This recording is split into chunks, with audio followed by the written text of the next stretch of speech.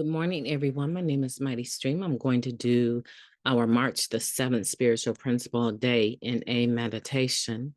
Hope you're doing well this morning. The title of the meditation, Maturity in Recovery.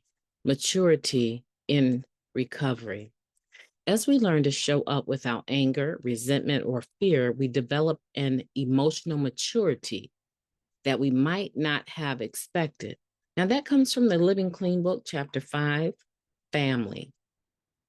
There's a saying about addicts that makes sense to many of us. Our emotional maturity was halted at the age we were when we began using. Although this ideal is by no means provable, it may be useful in examining our behavior.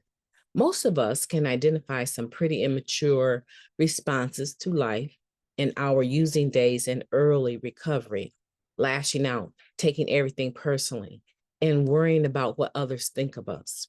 Even for those of us with time in recovery, our prehistoric brain still has its moments of eat or be eaten. We can react to situations, especially in family relationships, rather childishly at times, no matter how much clean time we have. Science has volumes to say about how our brains and thus our behaviors have been affected by family relationships, abandonment and neglect, traumatic experiences, and drug use. Though Narcotics Anonymous doesn't weigh in on scientific findings, many members seek help from practitioners who do. Do some of us find outside help beneficial? Absolutely. Is it sufficient for our recovery from addiction? Not in our experience. Although we have no opinion on other paths to wellness, we subscribe to the spiritual solution that NA offers us, working the 12 steps. Through step work, we identify our role in past conflicts and relationships and gain a better understanding of our tendencies towards self-centeredness. We examine what still provokes us today, causing us to act out in our current relationships with other recovering addicts, family members, and people outside of NA. No doubt, we have ample opportunities to amend our behavior. Perhaps most consequentially, we learn to focus on being of service to others as a strategy to stop our adolescent self-obsession in its tracks. No matter what age we were when we first picked up, we're all works in progress. If we stay, we can grow. If we stay, we can grow up. I am by no means a finished product, but today I will try to counteract my reactiveness in relationships by coming from a place of openness, acceptance, and courage. I like that. Let's take a moment of silence, followed by the we version of Serenity Prayer. Moment of silence now, please.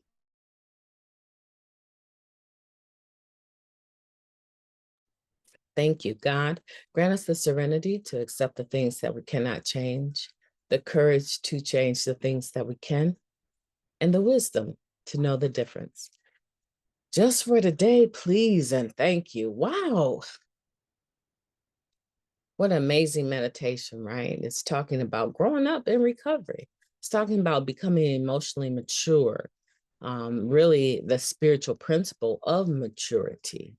And how, if it's a spiritual principle, how am I able to practice it in all of my affairs? Well, if we're being completely, I hate to like just put it out there, but to make all of this sweet and short, we work our steps. We work our program of recovery. We subscribe to the spiritual principles that are found in this 12-step program of Narcotics Anonymous. We can do other things. I'm a counselor. I'm a licensed counselor, right? I believe in counseling. I believe the power of talk therapy is the therapeutic value of one person helping another. In A, it's one addict helping another, right? There's value in having a connection. There's value in someone listening to you without judging you. Right? There's value in my being able to talk to someone, right? And so I believe that there's other forms of wellness, pursuits and paths to wellness that work. Or I wouldn't have the career that I have, right? I believe that. But where did I learn that? I learned it right here in this program. I learned it through sponsorship. I learned it through, even in my rebelliousness, I learned it through sponsorship. I learned it from listening to other people talk about their sponsor, right? The people that used to say, if you don't have the best sponsor in the world, you might need to find another sponsor. Well, that's a bit of a stretch because we're all going to have a sponsor at some point in time that we don't see eye to eye on, but nor do I need to. And I'm not asking my sponsor to hold my hand and walk with me through every day of my life. I'm asking my sponsor to be available to help me get through the steps and apply them, figure out different ways that I might be able to be open to applying spiritual principles in certain situations. And maturing in recovery comes as a direct result, I believe, of working the steps. Yeah, they say, we're as mature, we stop growing, at the point that we started using. So if you start using at, 5 years old, then you're probably thinking and acting like a 5-year-old. Well, there's a lot of other traumatic things that happen besides picking up a drug that can stunt a person.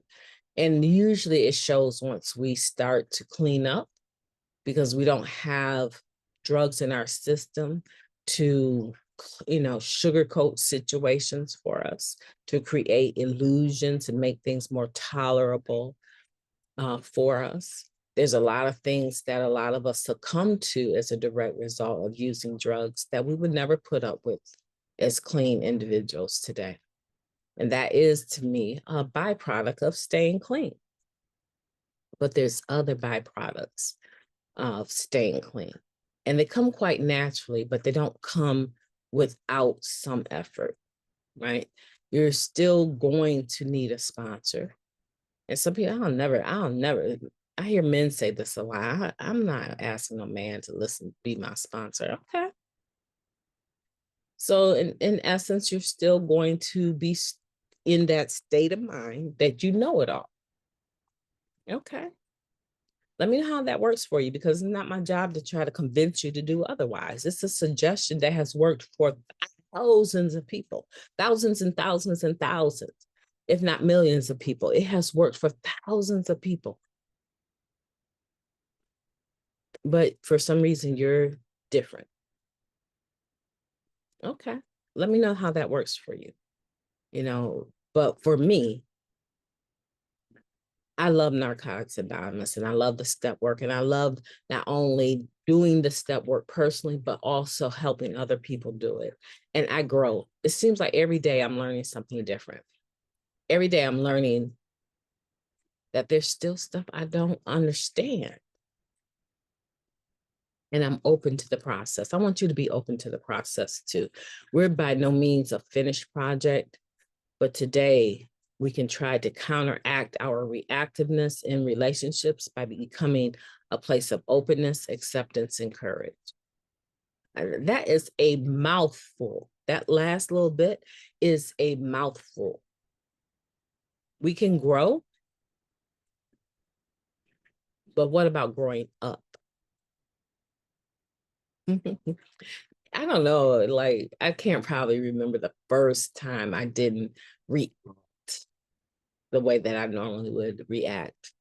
But there's been several times that I'm smiling as somebody is clowning on me.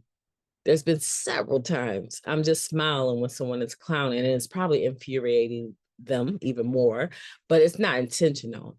But in my mind, while they're doing whatever they're doing and waving their hands in my face and their mouth is moving, my mind like sort of transferred over to the past, and I'm just seeing myself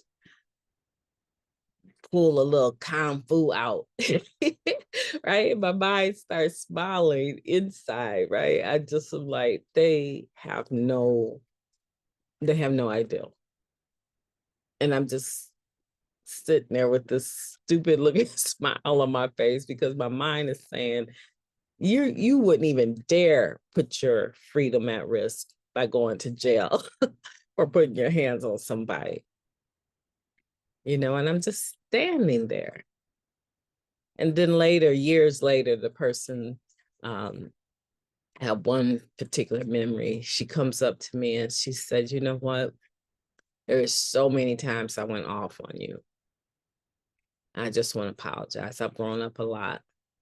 I used to think to myself, how can she just stand there with everything that I'm saying, all the names I'm calling her? How can she just stand there and not react? And I'm truly sorry. And my mind I went back to the smiling again because my mind was like, she don't get out of your face. It'd be terrible for you to punch her now. You did punch her all those other times, right? And I'm just thinking, yeah, that'll change, right? I'm thinking to myself, yeah, today you're grateful, but soon it'll change to hatred again.